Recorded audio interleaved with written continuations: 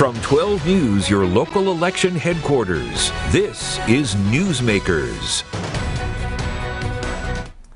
Welcome back to Newsmakers. I'm Ted Nesi, and I'm pleased to be joined now by Samantha J. Gross, political reporter at the Boston Globe, for a preview of the Massachusetts primary, which is coming up September 6th. Samantha, thanks for being with us.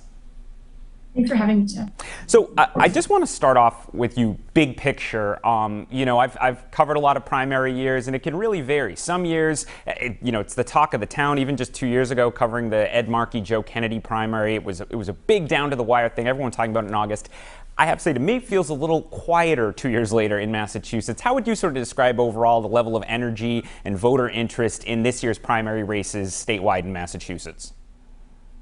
Sure. I mean, I think what's really interesting this year is that the most crowded, most contentious, kind of interesting races are not necessarily at the very top of the ticket, but are in some of the other more crowded races, like the race for attorney general, the race for lieutenant governor, the race for state auditor.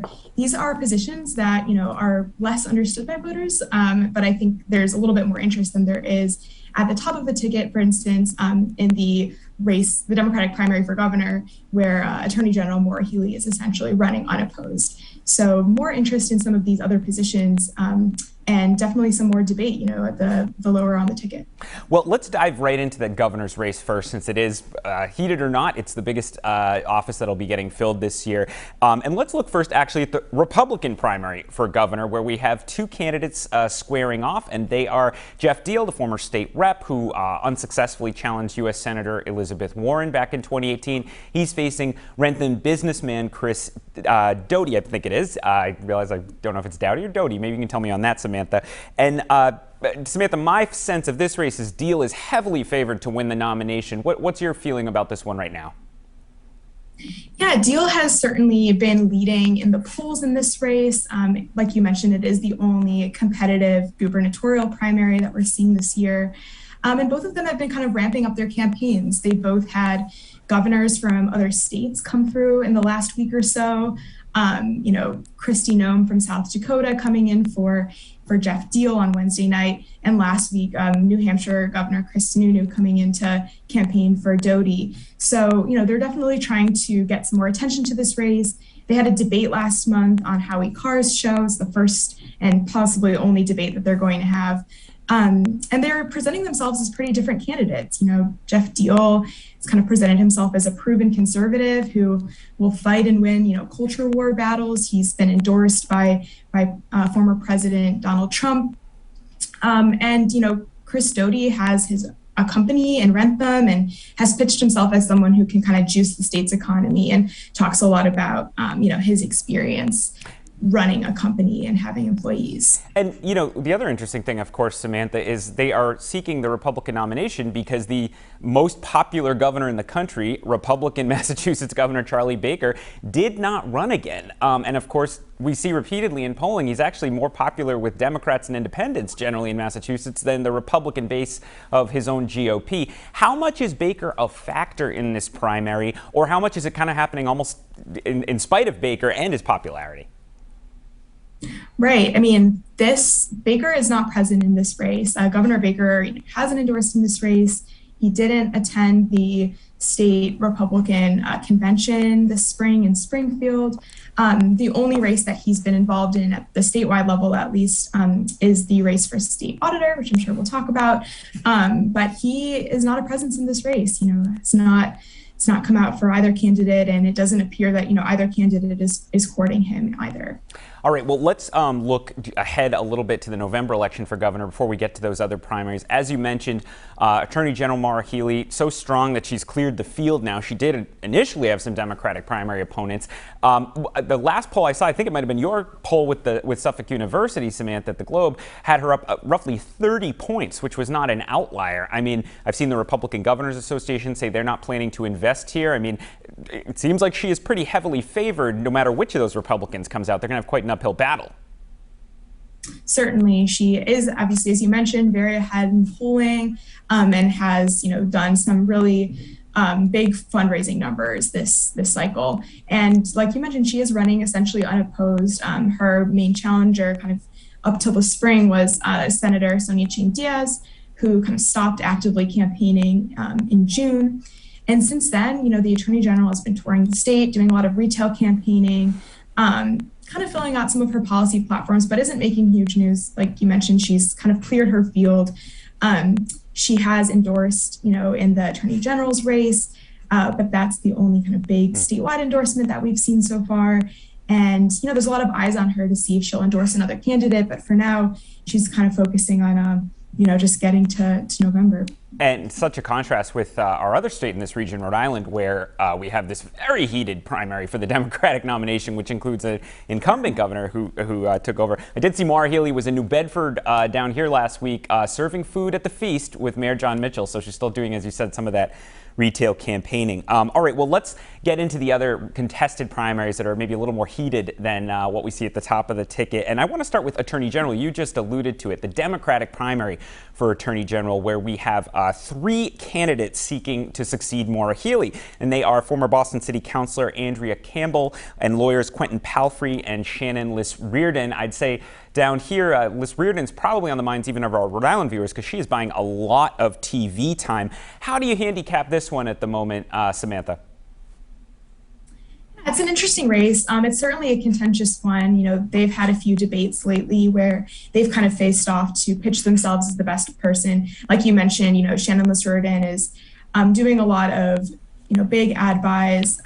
She has kind of cast herself as the only candidate with the experience kind of litigating consumer and civil rights cases, kind of pitching herself as, the people's attorney general before having, been elected to office. And she's gotten some big labor endorsements. Quentin Palfrey is a former assistant attorney general. He's kind of emphasized his independence and has suggested some of the other candidates would be more beholden to the status quo. He's getting public funding for his campaign. And he was the one who was endorsed by the state party at the Democratic convention spring. Andrea Campbell, has a lot of name recognition from her run for the mayor of Boston, former city councilor, largely focused on kind of her biography. She leaned, into using her education to rise above a pretty difficult upbringing and was a lawyer in the Deval-Patrick administration for former Governor Patrick here. And was the first Black president of the Boston City Council. And so she's pretty well known. And she did get the endorsement of Maura Healey to succeed her. Among some other high-profile endorsements, and that Healey endorsement definitely came as that was pretty big news. Yeah, no small thing considering how strong she seems to be running at the top of the ticket. I also saw former Congressman Joe Kennedy, who represented this region in Congress until 2 years ago, I think also has endorsed Andrea Campbell as she tries to build up momentum. So that's the race for AG in the Democratic primary. Let's go to the race for Lieutenant Governor in the Democratic primary. Another one contest where we have 3 Democratic candidates. I should remind folks, just as Governor Baker didn't run for re-election, his Republican number 2, Karen Polito, also is not seeking re-election, which means this is an open seat this year as well. And here you see the Democratic primary. We have Salem Mayor Kim Driscoll versus 2 state senators, Eric Lesser and Tim Gavea. And Samantha, again, just curious, how do you handicap this one? How would you kind of sum up who's doing what in this race? Again, can be hard to get attention for an office like Lieutenant Governor where voters, I can't say they spend a lot of time thinking about it. Yeah, I just want to make a note that Tammy Gavea is a state representative here in Massachusetts. My mistake. Thank you on that. But yeah, it's another You see which of us is at the Globe and which of us is down here at PRI. Thanks, Samantha. But yeah, they're trying to overcome this kind of perceived, obscurity of this position. A lot of people don't really know what the lieutenant governor does, but they all are arguing that they would make a difference in the office and that they would be the best person to run alongside Maura Healey. They're all kind of faced with this concept that she is the only, presumed nominee for governor, and they want to be the person who can stand next to her. And they all have pretty different backgrounds, which is interesting. Senator Lesser is from Longmeadow, kind of has the Western Massachusetts experience, has served in the Obama administration, big advocate for, expanding rail out to Western Mass and connecting the state, which is on top of mind for a lot of voters. Kim Driscoll, she has the municipal experience. A lot of people compare her to people like Lieutenant Governor Tim Murray, who was a mayor. saying that mayors do well in this role because they have the local connections and can relate to a lot of different people. Tammy Govey is a state rep who has a public health background and talks a lot about, being a single mom and kind of sharing a lot of struggles that other Massachusetts residents face and being kind of a voice for them. So it's an interesting race, 3 really different candidates, a crowded race. They're all trying to make people feel the relevancy of the lieutenant governor. And briefly, before we go to the next race, Samantha, just to remind our Rhode Island viewers, they are running in the primary independent of Maura Healey, but they will then be a ticket, right. But she hasn't picked one of them. So she's going to wind up in sort of an arranged marriage with whoever the Democratic primary electorate picks, right? Correct. And unlike the Republican gubernatorial primary, where each candidate has a running mate, who's running for lieutenant governor separately, that dynamic does not exist in the Democratic primary. So it will be whoever wins, they all want that endorsement. They all want that, vote of confidence from Maura Healey. We haven't seen that yet. So whoever wins will be, running alongside her in the fall. And staying down the ballot, this is a race that I find interesting as a son of Massachusetts myself, someone who grew up there. The race for Secretary of State. And let's take a look. Longtime Democratic Secretary of State Bill Galvin is facing a seemingly quite strong challenge from NAACP Boston President Tanisha Sullivan. They had a debate just the other night on GBH News. And Galvin has been in office, people might recognize him even in Rhode Island, since 1994. He has faced some real challenges before. I remember last time he was on the ballot, he had, I think Josh Zakem gave him at least a bit of a run for his money. What's the feeling on Beacon Hill about this race, Samantha? Is this a real threat to Galvin after so many years? Is he seen as safe? What do people think is going on with this one? Yeah, this is a really competitive race, and it's really interesting to see them kind of talk about their vision for the role where, Galvin has led it for nearly 3 decades. He says that he has the trust of, voters, that he's experienced to do the job, while, Tanisha Sullivan has a different vision for the office, saying that she wants to reshape it and bring kind of fresh ideas. For instance, she made Newsweek saying that abortion protections are an important part of the role, and some other things that maybe people don't necessarily associate with the Secretary of State's office. People kind of compare her sometimes to Congresswoman Ayanna Pressley, who challenged Mike Capuano in 2019, who was also a really long-serving, popular congressman.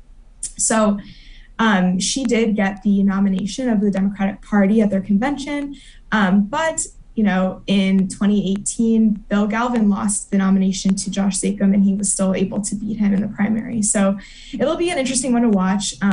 It's contentious. It's 2, very different types of candidates running, and it'll be interesting to see what happens. Galvin's earned his Beacon Hill nickname, the Prince of Darkness, for a reason. We'll see if he can conjure up another win this year. All right, let's look at, you mentioned it earlier, I'd say the obscurest of these state offices, yet a really challenged, contested primary for state auditor. Again, a job, I don't even know how many people realize this job exists, thinking about generally that's elected, but here's your candidate, State Senator Diana DiZoglio versus former Deval Patrick administration official Chris Dempsey. As I said, this is a pretty low-profile office, let alone a low-profile election, but you wouldn't know it from these two in the GBH News debate the other night. They were really going after each other. Again, any feel for this, or is it just hard to say who is going, Samantha, to how voters are even going to decide in an office they don't pay much attention to? Yeah, this is a hard one to say. In polling, it's not been, there's not been a huge gap between them. I think a lot of people don't necessarily understand what this role is, and so these candidates are tasked with really trying to make it relevant, which I think is why it's become, kind of a big talker of a race. Suzanne Bump, who's the current state auditor of Massachusetts, is one of only 2 people to have this role since 1987. So I don't think there's a lot of, awareness this could be a competitive race until now, as it's starting to heat up a bit. And she, Auditor Bump has endorsed Chris Dempsey, but Diana DiZoglio has a lot of endorsements from labor groups and some others. And she's, served in the legislature for a decade, and she's competing, with someone who's served under Governor Patrick as the Assistant Secretary of Transportation. He's done some transportation advocacy. So they both have a little bit of name recognition. She's, despite having served for a decade, has cast herself as kind of a political outsider. Okay. She's known for kind of pushing and challenging the legislature at its time in office. fighting for more transparency and accountability. And Chris Dempsey has pitched himself as someone who has executive level experience to be really independent and collect data. The role of the auditor is to kind of look at all of the state agencies at least once every couple of years, which is a big role. So he's kind of pitched himself as someone who can take that on. And we only have about a little over a minute left, Samantha. I do want to just show viewers one other race. This is a regional race, but in our region, that's an important one. This is for Bristol County Sheriff. Now, we have all the candidates on there because longtime Republican incumbent Thomas Hodgson is, I believe, unopposed in the Republican primary. He's going to face one of the three Democrats you see there on your screen: Attleboro Mayor Paul Heroux, Fall River Attorney Nick Bernier, and George McNeil, former police chief. And this is interesting in part because Hodgson's been there since 1997. Charlie Baker has endorsed him. And just 20 seconds on this, Samantha. Republicans, once Baker is out, they will not have many people left. Hodgson will be one of their more prominent officials in Massachusetts. Certainly, yeah. I mean, with Baker kind of leaving, I think that there's a lot of questions about what the future of the Republican Party looks like. So, with some of the candidates running, I think that they're trying to shape, in what direction the party goes. I think that's kind of left to be seen once Baker's out of office. All right. Well, a fantastic cheat sheet for our viewers down here. I'd argue for Rhode Island and Massachusetts it matters. So our Rhode Island viewers, I'm glad they're up to speed as well. Samantha Gross of the Boston Globe, thank you so much for joining us this morning. Before we go, we want to remind our Massachusetts viewers of some key dates. August 27th is the last day to register to vote in the primary. That's the same day in-person early voting begins. 2 days later, August 29th, is the last day to apply for a mail ballot. And then September 6th, the big day, that's the primary election. And of course, 12 News is your local election headquarters. We are going to have complete coverage of the primaries in Rhode Island and Massachusetts, if we have been, including a new exclusive poll of Rhode Island Democratic primary voters Tuesday night. We'll see you then, and Tim White will be back next week on Newsmakers.